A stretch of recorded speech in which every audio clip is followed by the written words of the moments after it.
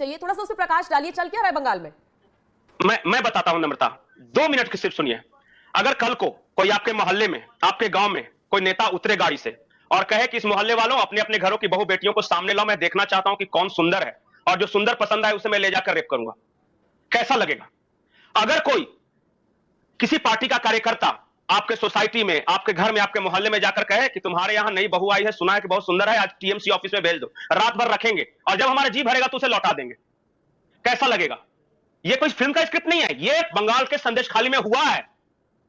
और महिलाओं ने जब प्रोटेस्ट शुरू किया, एक एक महिलाएं सामने आ रही है। कोई भी ऐसा घर में बहू बेटी को उठा ले जाते थे, उसके पता है घर के मर्दों को क्या कहा जाते थे कि पत्नी होगी तुम्हारी, बेटी होगी तुम्हारी, पर अधिकार हमारा है।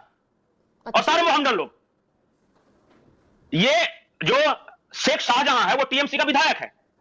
टीएमसी के विधायक शेख शाहजहां बाजार में खड़े होकर कहता था कि हां मैं बांग्लादेशी हूं, मुझे भारत से कोई मतलब नहीं है, मुझे हिंदू और ट्राइबल खास करके लड़कियां चाहिए। पुलिस प्रशासन उसकी मदद करता था जाके उठा के लाने में।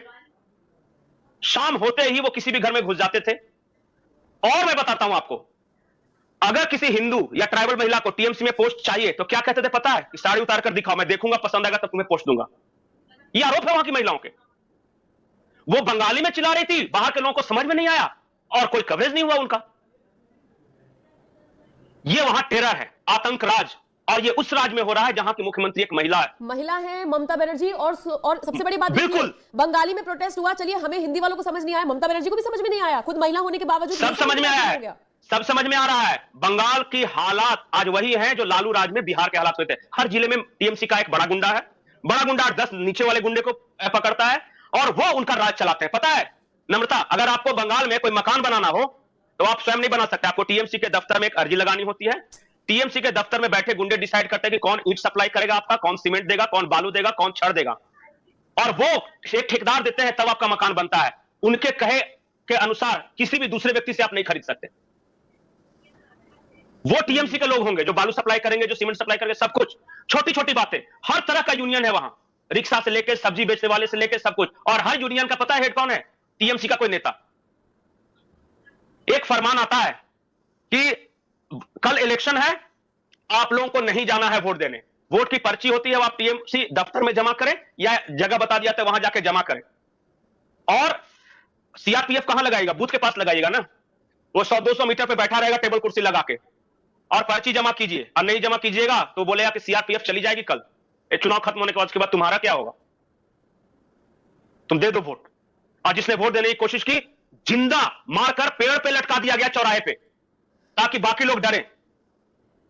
21 लोगों को इस तरह जिंदा लटका दिया गया था। 51 महिलाओं का रेप हुआ था। आरोप यह था कि इन्होंने दूसरी पार्टी को वोट दिया है। लोग पूछते हैं ममता क्यों जीतती है? ऐसे जीतती है ममता। कैसे वहां का आदमी किसी दूसरे को वोट देगा?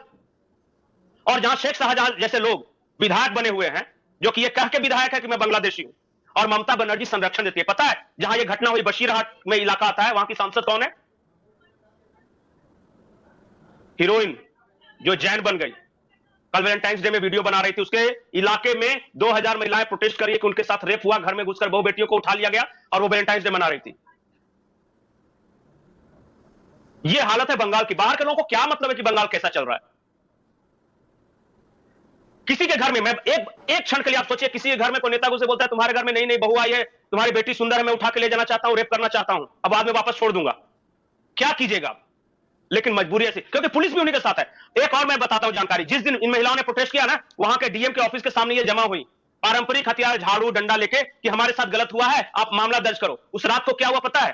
पुलिस और शेख शाहजहां ने एक फोर्स बनाई है, शाहजहां फोर्स नाम है उसका, उसके गुंडे घरों में घुसे, रात में आग लगा दिया घरों में, मर्दों को पीटा, महिलाओं को खींचकर बाहर निकाला, कहा कि सुना है कि तेरा बहुत ज्यादा रेप हुआ है, हम टेस्ट करके देखते हैं कैसा लगता है तुम्हें। और ये पुलिस और शाहजहां फोर्स दोनों साथ कंबाइन करके ये काम कर रहे थे। 23 गांव ट्राइबल गांव की ये घटना। क्या करेगा अभी बताइए?